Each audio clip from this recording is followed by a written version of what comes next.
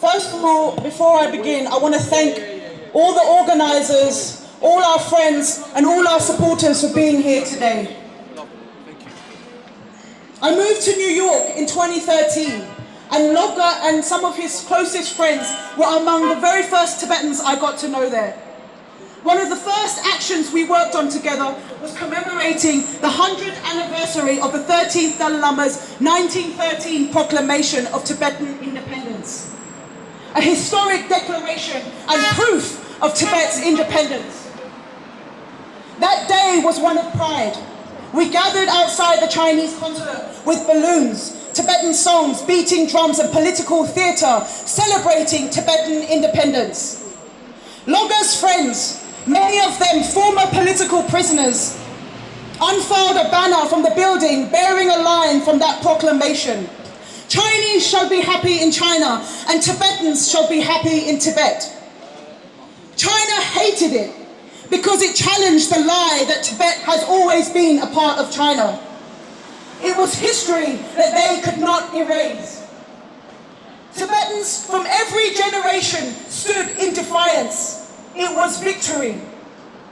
And every year after that, whether it was snowing, raining, or freezing cold, Loga and his friends were always there on February 13th, Tibetan Independence Day.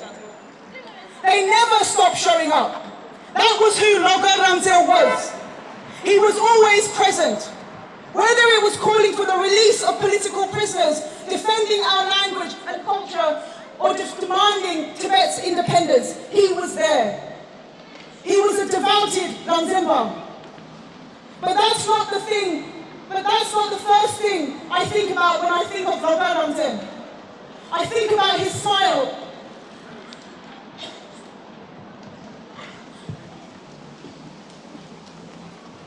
I think about his laugh. And for some reason, every time he saw me, he looked genuinely happy. He would walk straight over to me, wrap me in a hug, grab both of his hands, my hands, and hold them for what felt like forever. It wasn't one of those quick handshakes. It was warm. It was real. He had this way of making you feel like you mattered. The first thing he would ask me was, how is your father? And then he would update me on the latest news of New York. Sometimes he'd send me voice messages asking me where I disappeared to. Other times he'd send me completely random videos of himself dressed up in costumes or sitting somewhere eating biryani. He had this mischievous sense of humor. He loved to laugh. He loved life. And a friend later told me that biryani was the last meal he ate before he self-immolated. When I heard that, I laughed. And then I cried. Because somehow it was so Loga. He was someone who worked incredibly hard for Tibet. But he also knew how to enjoy life. That's the Loga I will always remember. On July 3rd, I woke up to messages from friends. One simply said, "It's Loga." Another wrote, "I wanted to check on you. I know how much he cared about you and how much you cared about him." I had no idea what I was about to see. But before I even opened social media, I found myself shaking, chanting, "No, no, no." And then I opened Instagram and I saw it. Loga, engulfed in flames. He was standing firm. He didn't waver.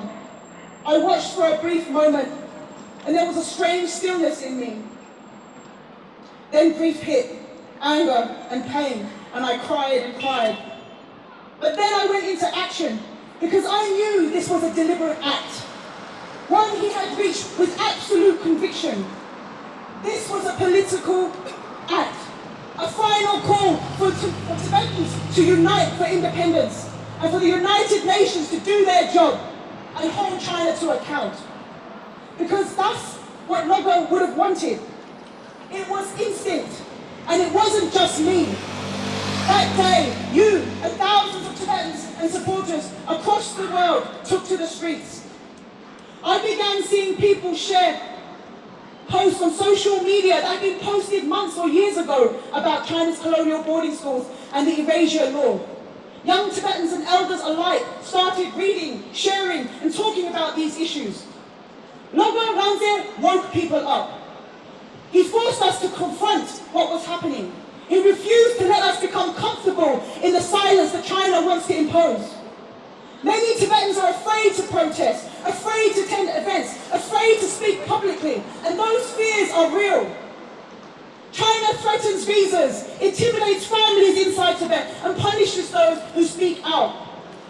But if fear silences all of us, then we risk losing everything that we love and are trying to protect: our identity, our culture, and our homeland.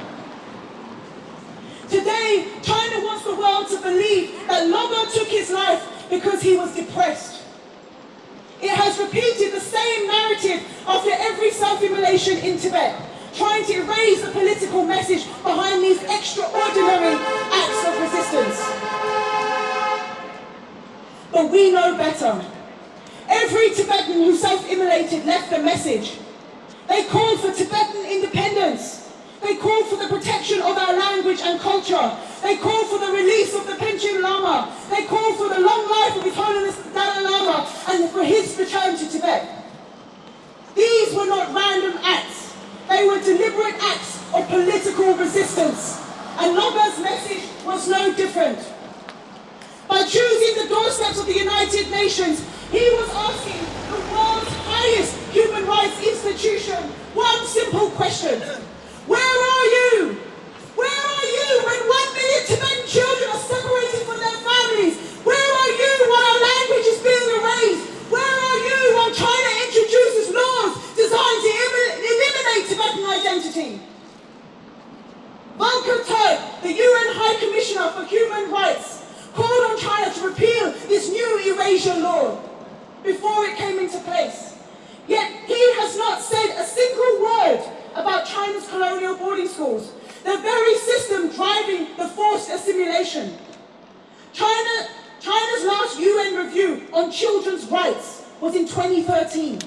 More than a decade later, around 1 million Tibetan children have been separated from their families. How has the United Nations allowed this to happen? We must demand better, and we must demand it ferociously. Children are being separated from their families, language, culture, and religion, causing psychological harm. We must urge Volker Turk to break his silence on colonial boarding schools. His silence must end today. And I know many of you feel frustrated. I do too. It feels like the United Nations is useless. It feels like it's rigged. It seems like governments care more about trade than human rights. It's a painful reality. Sometimes it feels like China is winning. But whenever I begin to think that, I remind myself of something. China isn't always winning. China desperately wants legitimacy. If the United Nations didn't matter, China wouldn't spend so much time, money, and effort trying to shape it or influence it. If our voices didn't matter, China wouldn't spend billions trying to shape out the perception on Tibet. If our campaigns didn't matter, China wouldn't pressure governments to stay silent. If Lobga's message didn't matter, they wouldn't work so hard to erase it. China understands the power of public opinion, and we must too. That is why we cannot allow ourselves to give up, to not join protests, to not lobby and engage with our local MPs here in the UK, to not sign a petition. We cannot live in silence, cannot be in despair. We must act. We must protect our identity and our story. And most importantly, we cannot allow ourselves to be fooled by China's increasingly sophisticated Chinese propaganda. I want to give a warning to the world, and to even our own Tibetan people living in exile. Don't mistake carefully curated images on social media for reality. China is spending billions to shape how the world sees Tibet. And since they control all the access to Tibet, and they keep the global media out, and they brutally punish Tibetans who try to share any information, then you can be sure the information you are seeing is what they want you to see. Don't be fooled like Dejin Shuk, an exiled Tibetan living in Switzerland, praising Beijing's colonial boarding schools or claiming Tibetans are flourishing under China. They'll tell you Tibet has never been better than it is now. They'll show you new roads, toilet buildings, more schools, higher GDP. But every new highway comes with forced resettlement. Every new school comes with mandated Chinese-only curriculum. They're not developing Tibet, they're replacing it. The progress they hail comes at a price of freedom inside Tibet. We know that freedom and independence, we know what freedom and independence looks like. We know what freedom and independence feels like. It is in our bones and in every Tibetan's heart. Yes, we need to see our homeland. Yes, we need to stay connected to our families.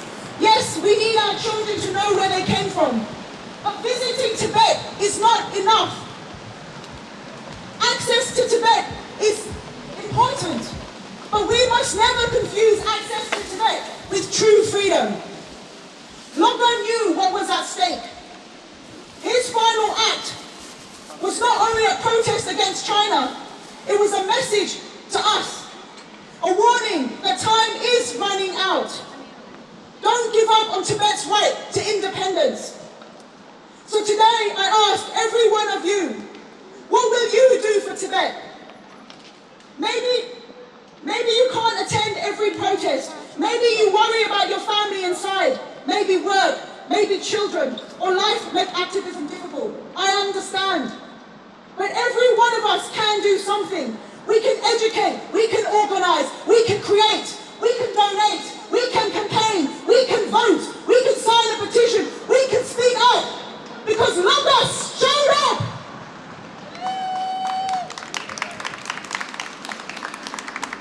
He showed up in the snow, he showed up in the rain, he showed up year after year, month after month, week after week, because he believed Tibet was worth fighting for. And now he can't. So the question is, will we? If Lobga was willing to give everything for Tibet, surely each of us can give something. That is how we honor his sacrifice and all those who risk everything for the protection of the Tibetan nation. That is how we keep his and their spirit alive. And that is how one day Tibet will be free. Put on down! Put on down! Put on down!